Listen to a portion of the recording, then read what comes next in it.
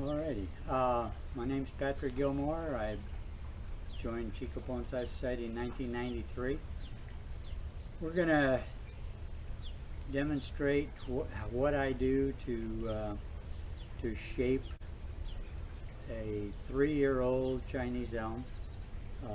These were grown from literally smaller than matchstick size seedlings that I acquired 3 years ago, and they're coming along. I've got quite a few of them. I'll prune one or two of them and show you the reasoning behind some of the things that I do to get them to look more like a tree. So anyway, this one has developed pretty good taper. I'm gonna trim it so that I encourage the taper, improvement of the taper. I'm probably going to put a little bit of wire on this. This year, since I retired, have a lot more time, so I've actually been using a little bit more wire than in past years. I've traditionally done pretty well clip and grow from my elms, but I found that I can accomplish a lot more quicker by using some wire and not leaving it on too long. So anyway, basically I've let these runners grow a little bit. I'm going to reduce them now to slow down the growth on these top limbs, because I don't want them to thicken too much. So basically, as I work down the tree, I'll leave more and more foliage, and some of these long things like this I'm going to actually wire because they're springy and they tend to want to go up, and then the rest I'll just do by directional pruning. So that's what I'm going to do. And okay, first thing I'm going to do, I'm going to start in the lower branches, and I'm going to pluck some of the leaves to open up so that when I put the wire on some of these limbs, it's a lot easier if you clean things up first, and then you don't have to, when you're putting the wire on, it's just a lot easier.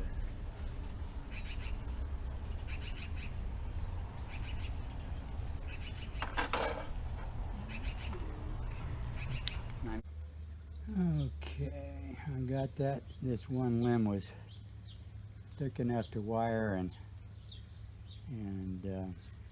was not quite doing what I wanted it to do, and the same with this one over here. So I've got this nice pad. This guy here I'm going to shorten a bit because it's growing out beyond where I want it to be.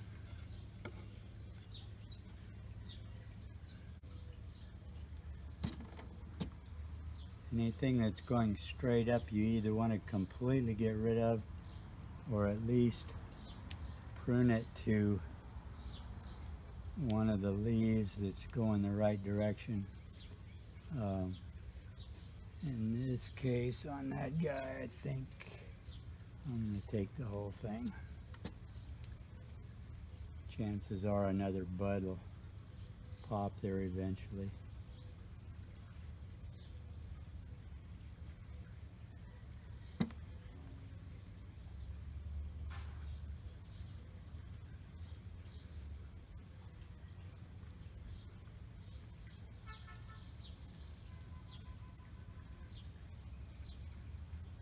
Now this limb is growing down, but I don't have any other limbs close, so I think I'm going to wire it up a little bit to try to make this pad look better. And actually I'm going to reduce the length of this limb to fill out that pad. See, I got some conflicting branches here, so I'm going to remove one. Then I'm going to put a little bit of wire.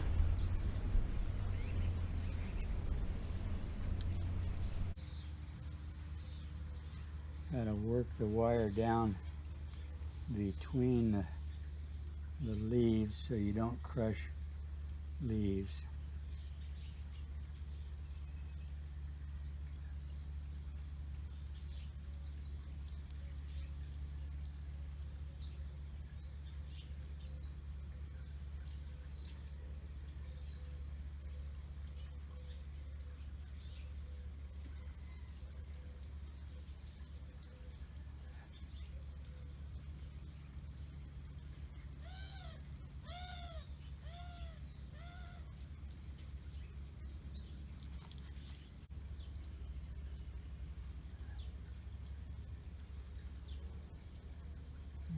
wire, you want to wrap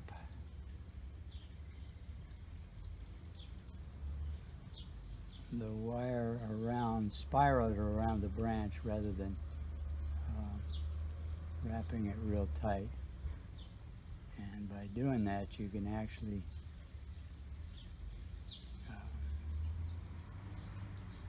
wrap pretty small branches.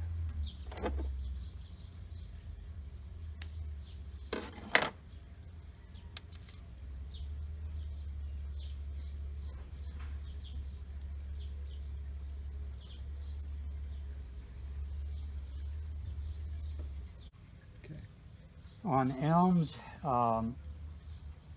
they lend themselves really well to pruning, but I found that you do want to let the wood harden up if you want to really be successful as far as not having the thing die back when you clip. Now this one has a bud here, but it's a little bit long, and I think I'm going to take it back to this next leaf. That next limb will come out that direction, where this one was going over here, going to be interfering with this. This one's actually a little bit long too, so I'm going to take that back. So that next limb will go out that way. And that's what we're talking about when we're talking about directional pruning. I'm going to do some directional pruning, and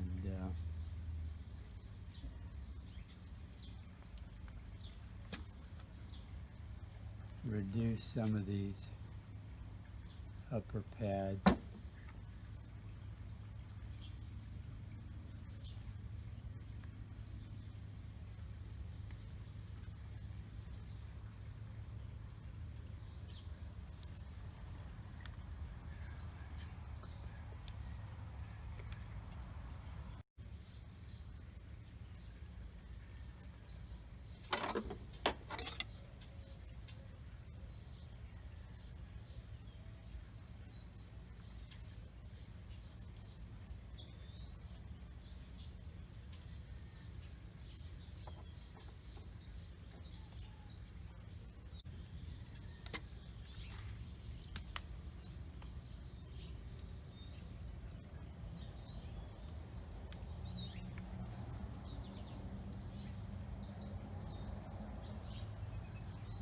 One limb, I'm debating whether to remove it, but I think I want to preserve it for later. It's going to be crossing over, but I think I'm going to, it fills in a little bit of a void. So for right now, I think I'm going to keep it and then think about getting rid of it later.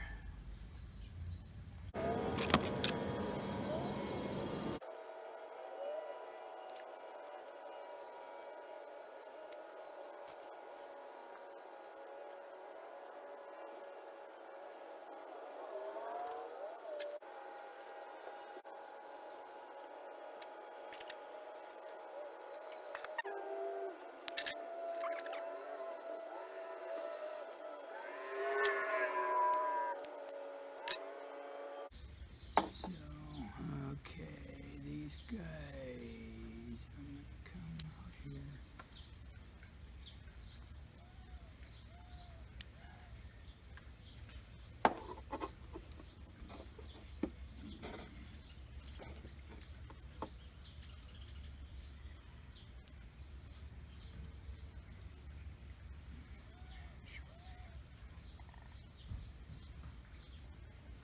Let that grow a little bit more before I reduce it.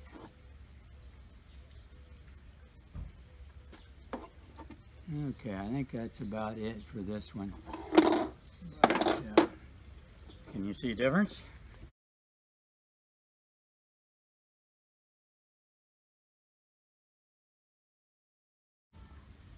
I pretty well started right out. I'm, you know, as a mechanic, and it's a very mechanical art. Yeah. So things grow back. I started the first year I had over 100 trees. So I was told that, you know, the more trees you have, yeah, the more material you have to work on them. If you lose a tree or you make the wrong cut and you get set back, it's not as painful. And the only way you're going to progress is by doing. This art that's really important. Some of the members that are real tentative about cutting need to just get over it and start doing. If you make a mistake, the chances are something's going to grow back. But if you never cut on your trees or anything, you're never going to progress. So you need to just do it, not worry about that. Get some inexpensive trees that you can play with. I'm sort of gone to the philosophy that I let the tree dictate the style I'm going to do. As it grows, every time I work on it, I get rid of the things that I don't care for and keep the things that I think improve the tree. And if you do that, it just sort of happens. So naturally. And I've got all of these elms, and I got some, if you look at 5 of them, there's 5 totally different styles, not just because they're different styles and I decided that tree is going to be that style. It's what that tree was showing me. Some of them are real windy and have really pretty flow of the limbs. Some of them are beefier, some of them are more delicate, and I let the tree tell me what's going on. You can do a lot more to the younger trees without not only are they not as valuable, but and if you have a tree that's 40 years old that has been styled by several other people, you're pretty well stuck with some of the basics that you got to work for. So you can improve the tree, but some of these, like this tree that I've started from scratch,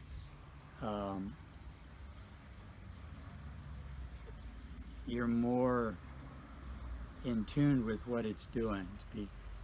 And the younger trees grow a lot quicker too. So I've been working on these trees, all these little guys, every 2 weeks. I do a trim like this. So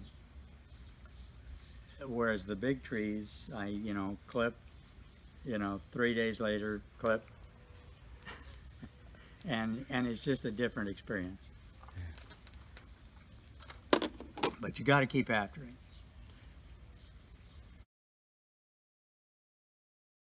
Well, watching the pros do it on YouTube, that's something I think a lot of the new members, if they haven't been looking at YouTube videos, go online and watch some of the bonsai masters that actually have training classes. I've been doing that more since I retired, and I have learned really a lot.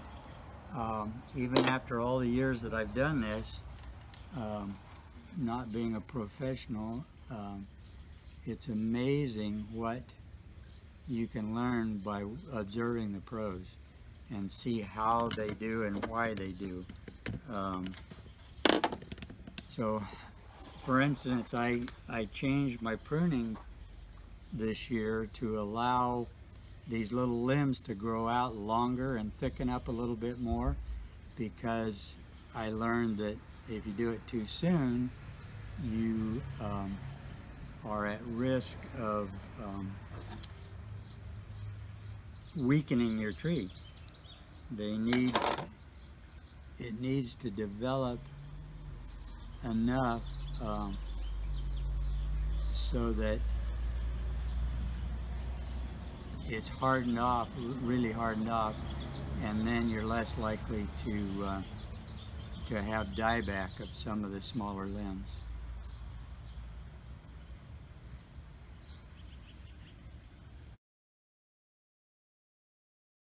And the ones the bonsai masters that have been observing are some of the apprentices that have come from the U.S. and and studied with the masters in Japan. And Jorholm, who has a nursery now in Nashville, is one of my favorites. He's actually been in my backyard. He came out several years ago, I think during the convention in Sacramento, and worked on one of my trees a little bit. And that was before he really got the reputation that he has now. It was right after he returned from Japan.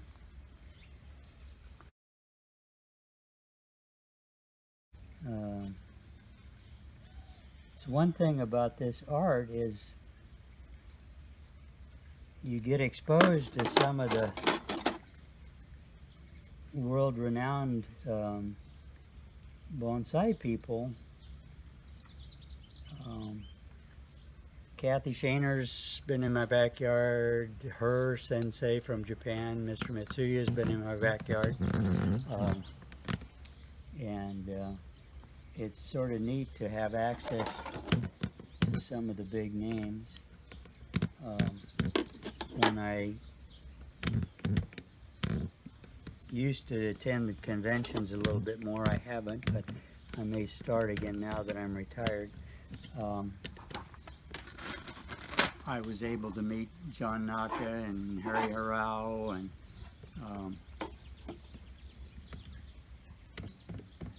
it's really a great experience to watch them do their demonstrations, and they're both gone now, but the younger generation is taking over.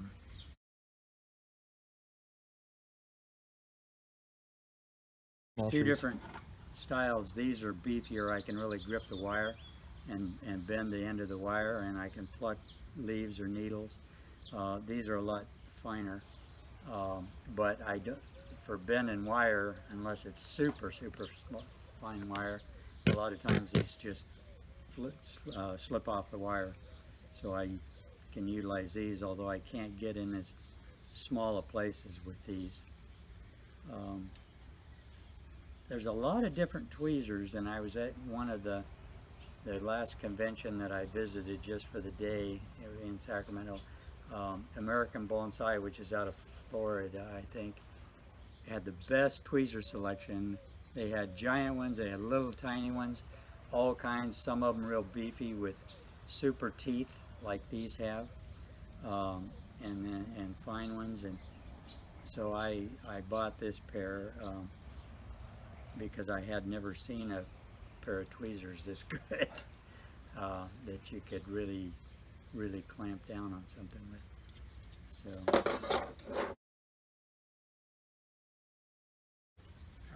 I've accumulated my tools over the years. I started with a basic kit and then acquired different ones through the years. If you take care of your tools, keep them clean, keep them sharp, even a relatively inexpensive set of tools will last. I mean, these are 27 years old. This one, and this is the first set of shears that I got, and I can keep it just as sharp as the more expensive ones that I've acquired over the years. This is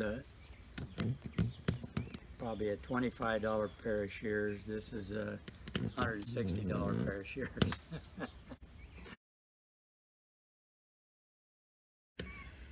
If you keep them sharp, both of them are pretty close, actually.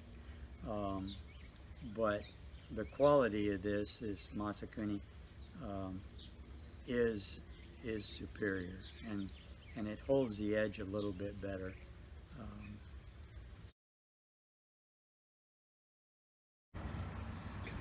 Some of these trees, when I repot them next year, I will be reorienting them in the pot, because as I pruned, my fronts have changed.